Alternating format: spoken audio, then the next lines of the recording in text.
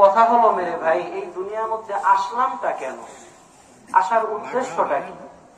এই দুনিয়াতে আসলাম, নিজেদের মতো চাকরি করলাম, বাকরি করলাম, কৈশোর গেল, যৌবন গেল, বৃদ্ধকাল গেল, কবরের মধ্যে 3টা কাফনের মধ্যে প্যাঁচ দিয়া ফালাইয়া দিল।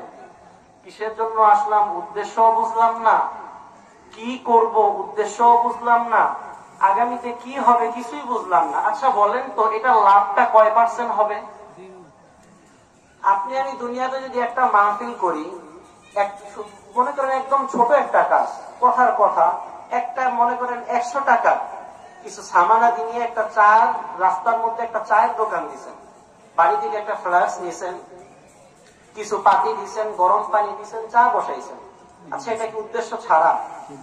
এই জায়গা থেকে হয়তো 2টা টাকা কামাই হবে, এই জায়গা থেকে হয়তো আমার কিছু লাভ হবে, কিংবা যদি ফ্রিতেও খাওয়ান মানুষ আমার